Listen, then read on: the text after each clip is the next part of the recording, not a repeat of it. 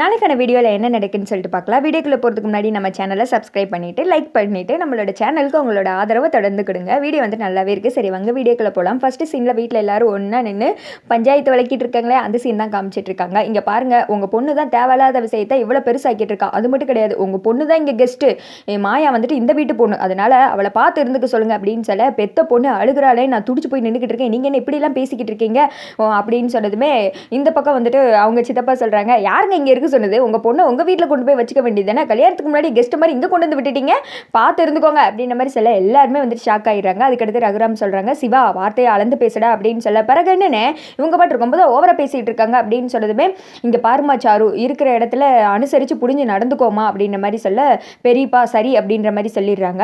அடுத்து வந்துட்டு கல்யாண வேலையெல்லாம் எப்படி போய்கிட்டு இருக்கு கேட்கணும்னு நினைச்சிட்டே இருந்தேன், இந்த பிரச்சனையில மறந்துட்டேன் அப்படின்ற மாதிரி ரகுராம் அவங்க சொல்ல, நல்லா போய்கிட்டு இருக்குங்க சம்பந்தி, அது மட்டும் கிடையாது மண்டபம்லாம் குறிச்சாச்சு அப்படின்னு சொல்ல, எந்த மண்டபம் அப்படின்ற மாதிரி கேட்குறாங்க. நீங்கள் சொன்ன மண்டபம் தான் அப்படின்னு சொல்லிட்டு ரெண்டு பேரும் மாற்றி மாற்றி பேசிகிட்டு இருக்க, அப்போ வந்துட்டு ஐயா அப்படின்னு சொல்லிட்டு சவுண்டு கேட்குது. என்னடான்னு பார்த்தா ஊர்க்காரங்களாம் வந்திருக்காங்க, வாங்க வாங்க அப்படின்னு சொல்லிட்டு இவங்க எல்லாருமே வந்துட்டு போய் பார்க்குறாங்க. என்னாச்சு, எதுக்கு வந்திருக்கீங்க அப்படின்னு சொல்ல, நம்ம ஊரில் திருவிழா இல்லையா அப்படின்னு சொல்ல, ஆமாம் திருவிழாக்கு நாள் வந்துருச்சுல, அதெல்லாம் ஜாம் ஜாமுன்னு நடத்திடலாம் அப்படின்னு சொல்ல, அதுக்கு முன்னாடி சின்ன பிரச்சனையா, எப்போ வந்துட்டு பரிவட்டை கட்டும் போதும் அந்த புவனேஸ்வரி அவங்க வந்துட்டு பிரச்சனை பண்ணிக்கிட்டே இருக்காங்க, இந்த டைமும் அது மாதிரி பிரச்சனை பண்ணுவாங்களோன்னு பயமாக இருக்கு, அதனால் நம்ம வந்துட்டு இப்போ பேசி தீர்த்து வச்சிடலாமா அப்படின்னு சொல்ல, சரி பஞ்சாயத்துக்கு வர சொல்லிடுங்க அப்படின்ற மாதிரி சொல்லிடுறாங்க.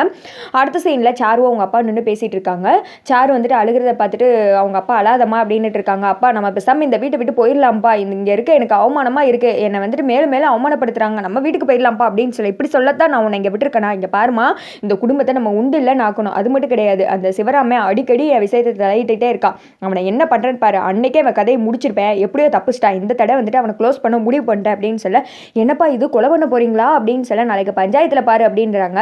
இப்போ இந்த ஐடியா எப்போ வந்துச்சு அப்படின்னு சொல்ல, உன் கண்ணுலேருந்து கண்ணீர் வந்துச்சு இல்லையா, அதை பார்த்ததுமே எனக்கு வந்துச்சு, இங்கே வந்ததுக்கப்புறம் இந்த ஊர் மக்கள் சொன்னாங்கல்ல, அப்பயே வந்துட்டு நான் பிளான் போட்டேன் அப்படின்னு சொல்ல, அந்த மாயாக்காண்டி தான்ப்பா இவன் ரொம்ப செம்பு தூக்கிட்டு இருக்கா, அவனை வந்துட்டு விடவே கூடாது, என்னையா வீட்டை விட்டு வெளியில் அனுப்பிச்சு விட சொல்கிறா, அவனுக்கு இருக்குது அப்படின்ற மாதிரி இவங்க வந்துட்டு பிளான் போட்டுட்டு இருக்காங்க. அடுத்த சீனில் ரகுராம் அவங்க எல்லாருமே வந்துட்டு பஞ்சாயத்து கிளம்பிட்டு இருக்காங்க.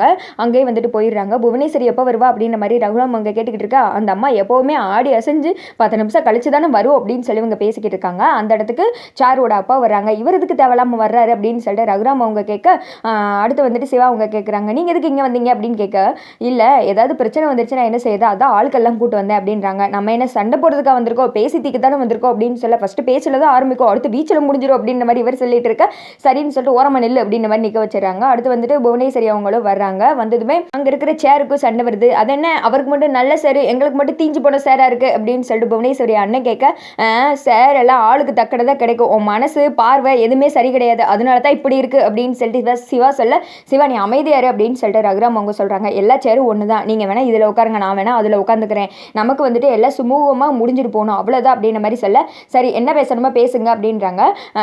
இங்கே பாருங்க, வட்ட பரிவட்டம் கட்டும் போது நீங்கள் இப்படி தான் பிரச்சனை பண்ணுறீங்க, எங்களுக்கு வந்துட்டு முதல் மரியாதை பண்ணுறதுல ஐயா உங்களுக்கு தான் பண்ணணும்னு விருப்பம், நீங்கள் வந்துட்டு உங்களுக்கு பண்ணுங்கன்னு சொல்கிறீங்க, எங்களுக்கு அதிலெல்லாம் சுத்தமாக விருப்பம் கிடையாது அப்படின்னு சொல்ல, எங்களுக்கும் முதல் மரியாதை வாங்குறதுக்கு எல்லா தகுதியுமே இருக்குது, நீங்கள் என்ன வட்ட அவங்களுக்கே பண்ணிட்டீங்கன்னா அப்புறம் நாங்களாம் என்ன பண்ணுறது, இந்த தடவை என் தங்கச்சிக்கு தான் பண்ணணும் அப்படின்னு சொல்லிட்டு புவனேஸ்வரி அண்ணன் பேச, அதெல்லாம் பண்ண முடியாது, இது ஒருத்தவங்க முடிவெடுக்கிறது கிடையாது, ஊர்க்காரங்க மக்கள் எல்லாம் சேர்ந்து முடிவெடுக்கிறது, நாங்கள் வந்துட்டு ரகுராம் ஐயாவுக்கு தான் பண்ணணும்னு முடிவெடுத்துட்டோம், அவங்க தான் வந்துட்டு நல்ல மான மரியாதையோட ஊருக்கு நல்லது பண்ணணும்னு சொல்லிட்டு நினைக்கிறாங்க, உங்களை மாதிரிலாம் சண்டை சச்சரவுன்னு இருக்க மாட்டாங்க அப்படின்னு சொல்ல, யோ என்ன பேசிகிட்டு இருக்க, எங்களை மட்டும் இதுக்கு வந்துட்டு ட்ரஸ்டி ஆக்குங்க, நாங்கள் எவ்வளோலாம் காசு கொடுக்குறோன்னு சொல்லிட்டு பாருங்க, அப்படி செல்வ செழிப்பாக இருக்கும் இந்த ஊரே அப்படின்னு சொல்ல, பஞ்சாயத்துக்கு எவ்வளோ காசு வேணும், என்ன ஏது திருவிழா எப்படிலாம் நடத்தணும்னு அதெல்லாம் ரகுராம் ஐயா பக்காவாக பிளான் போட்டு வச்சிட்டாரு, அதெல்லாம் பற்றி கவலையே பட வேணாம், நீங்கள் ஃபஸ்ட்டு எந்த விஷயத்தில் தலையிட மாட்டேன்னு சொல்லிட்டு இங்கேருந்து கிளம்புனா போதும் அப்படின்னு சொல்ல, என்ன அவங்ககிட்ட இருந்து எவ்வளோ வாங்குட அப்படின்னு சொல்லிட்டு இங்கே பாருங்க பார்த்து பேசுங்க, இப்பெல்லாம் பேசாதீங்க அப்படின்னு சொல்லிட்டு சீனு சண்டை போடுறாரு.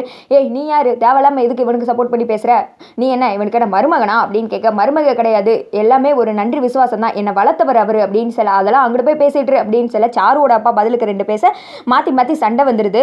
என்ன சண்டை போடணுன்னே எங்களை கூப்பிட்டீங்களா, நீ யாரு தேவையில்லாம இங்கே வந்து பிரச்சனை படிக்கிட்டு இருக்க அப்படின்னு சொல்ல, நான் இந்த வீட்டுக்கு பொண்ணு கொடுக்க போறேன், அவர் என்னோட சம்பந்தி, எல்லாருமே இவ்வளவு தூரம் சொல்றாங்கல்ல, இவருக்கு தான் முதல் மரியாதை பண்ண போறேன்னு சொல்லிட்டு நீங்க எதுக்கு தேவையில்லாம வந்து பிரச்சனை பண்ணிட்டு இருக்கீங்க, ஒழுங்கா அமைதியாக போயிருங்க அப்படின்னு சொல்ல, அப்புறமேட்டு அடிபடி சண்டையாயிடுது. சாருவோட அப்பா கண்காமிக்க ஒருத்தர் செருப்படுத்து ரகுராம் மேலேயே எறிகிறான். எல்லாருமே வந்துட்டு ஷாக் ஆயிடுறாங்க. அதை பார்த்து சிவா கோவம் வந்துடுது. பக்கத்தில் ஒருத்தர் அருவாளை வச்சிருக்கா, அதை எடுத்து யார் அது என் அண்ணன் மேலே வந்துட்டு செருப்படுத்து வீசினது அவனை என்னை கொல்லாமல் விட மாட்டேன் அப்படின்னு சொல்லிட்டு அருவாளை தூக்கி நிற்க கலவர சண்டை ஆயிடுது. அது மாதிரி சாருவோட அப்பா ஆள் செட் பண்ண மாதிரி சிவாவை வெட்ட வர புவனேஸ்வரி வந்து காப்பாற்றிடுறாங்க. அதோட பார்த்தீங்கன்னா இந்த வீடியோ வந்துட்டு முடிஞ்சிருது.